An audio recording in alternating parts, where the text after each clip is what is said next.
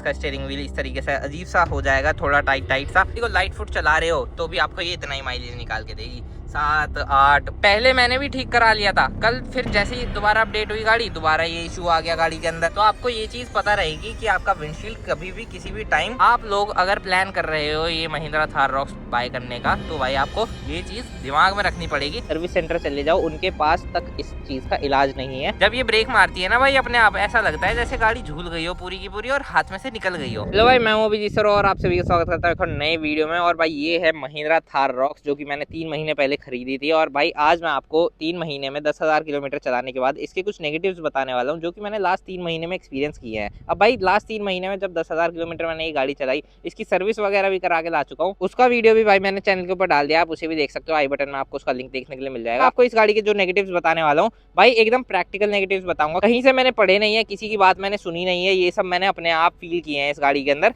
जो कि आज मैं आपसे शेयर करने वाला हूँ। अगर आप in future Thar rocks book करने वाले हो, आपकी प्लानिंग चल रही है कि भाई थार रॉक्स ले लेता हूँ, तो ये वीडियो आपके इस रिसर्च में बहुत ज्यादा काम आने वाला है, क्योंकि भाई इस गाड़ी के अंदर भरपूर नेगेटिव देखने के लिए मिलेंगे आपको। थोड़ा सा कॉन्टेक्स्ट और दे देता हूँ। मेरी गाड़ी है AX7L, इसके ऊपर कुछ नहीं आता है, तो भाई यहाँ पे मैं आपको सारे ही फीचर्स बता सकता हूँ जो महिंद्रा देता है इस गाड़ी के अंदर और जो काम नहीं करते। सबसे पहले फ्रंट में आ जाते हैं। फ्रंट में यहाँ पे आपको भाई इसका 360 डिग्री कैमरा का फ्रंट कैमरा देखने के लिए मिल जाएगा। भाई इस गाड़ी के अंदर 360 डिग्री कैमरा दे दिया महिंद्रा वालों ने, क्योंकि बहुत ज़्यादा बड़ी गाड़ी है और गाड़ी चलाते टाइम ऐसा तो आपको कभी फील नहीं होगा कि आपको कहीं का कुछ दिख नहीं रहा है। बस आपको ये जो ब्लाइंड स्पॉट्स होते हैं यहाँ पे थोड़ी सी दिक्कत हो सकती है गाड़ी चलाते हुए। भाई ये 360 डिग्री कैमरा मैं आपको गाड़ी के अंदर चल के दिखाता हूँ, कितना गंदा कैमरा है ये, इससे तो बढ़िया महिंद्रा देता ही नहीं है। भाई आप पहले तो इस कैमरे की क्वालिटी चेक करो, इस तरीके की इसकी क्वालिटी है। उसके बाद भाई मैं आपको थोड़ा सा ड्राइव करके भी दिखाता हूँ गाड़ी, ये किस तरीके से भाई लैग करता है। आप देख सकते हो गाड़ी कितने आगे जा चुकी है और ये कितने गंदे तरीके से भाई लैग करता है। ये रिवर्स कैमरा है इसका, गाड़ी देखो भाई काफी ज्यादा आगे पीछे हो चुकी थी। मैं आपको दोबारा करके दिखाता हूँ भाई, इतने सेकंड बाद इसमें डीले है, बहुत ज्यादा डीले है इस गाड़ी के अंदर, इस गाड़ी के कैमरे के अंदर। और मुझे ये बिल्कुल भी पसंद नहीं है इसका कैमरा, इसीलिए भाई मैं इसका कभी कैमरा यूज ही नहीं करता हूँ रियल लाइफ के अंदर। दूसरा सबसे बड़ा नेगेटिव बताता हूँ इस गाड़ी के लिए, जो कि भाई इसकी हर यूनिट के अंदर है। कैमरा तो चलो सॉफ्टवेयर में किसी के में बढ़िया चल रहा होगा, मेरे में ही खराब चल रहा है, मेरी ही किस्मत खराब है। लेकिन आप किसी की भी थार रॉक्स उठा लाना, भले ही थार ले आना 3 डोर, आप जैसे ही हुड खोलोगे आपको दिखाई देगा कि भाई ये जो वाइपर का पाइप है ये हमेशा निकला ही रहता है। आप कितनी ही मेहनत कर लो भाई, कितनी ही बार इसे लगा लो, आपका ये जो वाइपर का पाइप है, आप थोड़ा सा गाड़ी चलाओगे, थोड़ी सी आपकी गाड़ी ऐसे ऐसे हिलेगी, उसके बाद आपका ये जो पाइप है वो यहाँ से इस तरीके से ऐसे निकल जाता है। आपकी विंडशील्ड पे पानी ही स्प्रे नहीं होता, विजिबिलिटी बहुत ज्यादा खराब हो जाती है जिस वजह से, और आपका एक्सीडेंट भी हो सकता है। और एज एन ओनर आपको बार बार नीचे उतरना पड़ता है। उसके बाद आपको हुड खोल के इस पाइप को इस तरीके से ऐसे खुद ही एडजस्ट करना पड़ता है। आप सर्विस सेंटर चले जाओ, उनके पास तक इस चीज का इलाज नहीं है कि आपकी गाड़ी को सॉल्यूशन दे दे वो इस प्रॉब्लम से रिलेटेड। अब जो भाई तीसरा नेगेटिव मैं बताने वाला हूँ, उसके लिए मुझे गाड़ी के अंदर दोबारा जाना पड़ेगा। गाड़ी के अंदर उसका फीचर है लेकिन उसका हार्डवेयर बाहर लगा हुआ है। भाई मैं एडास की बात कर रहा हूँ, इस गाड़ी के अंदर एडास लेवल 2 आता है। देखिए आप भाई मेरी गाड़ी में अंदर घुसते ही देखोगे यहाँ पे मैंने उसे ऑफ कर रखा है। ऑफ क्यों कर रखा है भाई? इस गाड़ी के अंदर भले ही बढ़िया एडास देखने के लिए मिलता हो, किसी को बढ़िया लगता होगा, मुझे बिल्कुल भी अच्छा नहीं लगता। इमरजेंसी ब्रेकिंग भाई बहुत ज्यादा करती है गाड़ी, और बहुत ज्यादा इन द सेंस, यानी कि अगर आपके सामने गाड़ी भी नहीं है तो भाई गाड़ी अजीब तरीके से रिएक्ट करेगी। इसका स्टीयरिंग व्हील इस तरीके से अजीब सा हो जाएगा, थोड़ा टाइट टाइट सा। ये गाड़ी अपने आप ब्रेक सप्लाई करने लग जाएगी, जो कि भाई एक ड्राइवर का कॉन्फिडेंस लूज करता है और मुझे पसंद नहीं है। ये मेरी पर्सनल चॉइस भी है वैसे, बट प्रैक्टिकल लाइफ में आप इसका एडास कभी यूज ही नहीं कर पाओगे। इतनी भारी भरकम लेडर ऑन फ्रेम चेसी वाली गाड़ी है, जब ये ब्रेक मारती है ना भाई अपने आप, ऐसा लगता है जैसे गाड़ी झूल गई हो पूरी की पूरी और हाथ में से निकल गई हो। तो इसीलिए मैंने उसे ऑफ कर रखा है। अगर ये मोनोकॉक चेसी वाली महिंद्रा XUV 7X होती ना तो मैं भी ऑफ नहीं करता इसे, बट थार रॉक्स के ऊपर भाई एडास कभी मुझे तो सूट किया ही नहीं 3 महीनों में। अब यहीं बैठे बैठे भाई इसके चौथे नेगेटिव की बात कर लेते हैं। बहुत ही बड़ा नेगेटिव है। महिंद्रा ने पहले सॉल्यूशन दिया, फिर सॉल्यूशन हटा लिया। क्या दिक्कत है महिंद्रा को हमसे पता नहीं। मैं बात कर रहा हूँ भाई इसके AC की। अब भाई सर्दियों में ये चीज थोड़ी सी आपको लगेगी ज्यादा खतरनाक, गर्मियों में आपको इतना फील नहीं होगा, क्योंकि गर्मियों में ना आप AC ऑफ नहीं करोगे। अब देखा आपने AC ऑफ किया मैंने, रिसर्कुलेशन गाड़ी का जो है वो ऑफ हो गया। अब भाई मैं रिसर्कुलेशन ऑन करूंगा, यहाँ पे AC भी साथ साथ ऑन हो गया।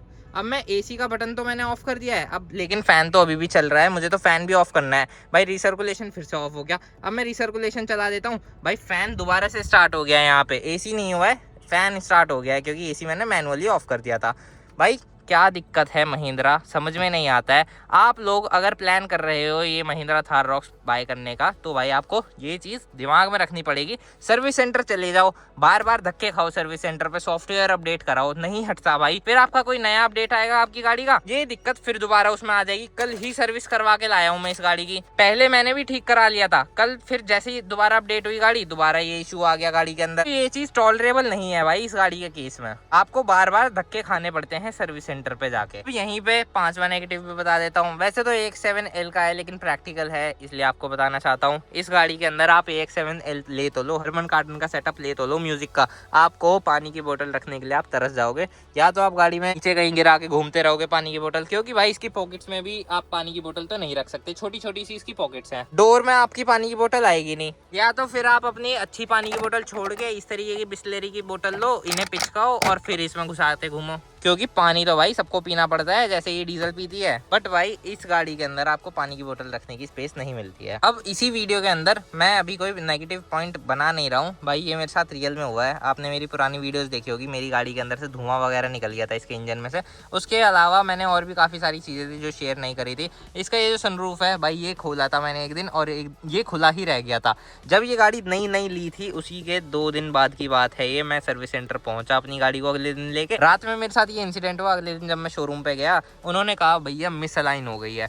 भाई मिस अलाइन नई गाड़ी के अंदर जब आप सुनते हो ना कि मिस अलाइन हो गई है, फिर आपको पछतावा होता है कि आपने 25 लाख रुपए लगा तो दिए किसी चीज के ऊपर, बट अगर वो मिस अलाइन होती रही ना तो आपके 25 लाख आपको 25 मिनट में डूबते हुए दिख जाते हैं। फिर अब भाई कौन से नंबर का नेगेटिव है ये मैं भूल चुका हूँ, बट मैं आपको ऐसे ही बता देता हूँ। इस गाड़ी की जो विंडशील्ड है वो एकदम खड़ी हुई है। अब इस गाड़ी के अंदर सबसे बड़ी दिक्कत है, जब आप गाड़ी ऐसे रोड पे चलाते हो, आपको पता है कि रोड्स बहुत ही बढ़िया हैं, हर चीज में बढ़िया है, लेकिन सिर्फ एक्सप्रेस वे जो नॉर्मल रोड्स हैं वो आपको इस तरीके से छिले हुए खुरदरे से पत्थर वाले रोड्स देखने के लिए मिलेंगे। आगे अगर आपकी कोई गाड़ी चल रही है, स्टोन चिपिंग होती है एक चीज, वो आपकी गाड़ी के साथ बहुत ज्यादा होगी। 3 महीने के अंदर ही मेरी गाड़ी का विंडशील्ड जो है वो क्रैक हो चुका है। भले ही इस गाड़ी के अंदर कितनी भी बढ़िया चीजें आती हैं, लेकिन भाई इसकी जो विंडशील्ड है, इसका जो खुद का कैरेक्टर है वो इस गाड़ी को खुद अलाउ नहीं करता है कि ये ज्यादा दिन अपनी विंडशील्ड को बचा के रख पाए। इस वजह से इसकी विंडशील्ड खत्म हो चुकी है और ये बहुत बड़ा नेगेटिव है। जब आप थार लोगे तो आपको ये चीज पता रहेगी कि आपका विंडशील्ड कभी भी किसी भी टाइम कहीं पे भी जा सकता है। इसके अलावा थोड़े से नेगेटिव्स भाई मैं इस गाड़ी के ऑटोमेटिक गियर बॉक्स को भी लेके बताना चाहता हूँ। सबसे बेस्ट वैसे मुझे लगता है अब तक इस सेगमेंट में, इस प्राइस पॉइंट में। इसके अलावा भाई मुझे क्रेटा इनलाइन का ऑटोमेटिक भी बहुत ज़्यादा पसंद है।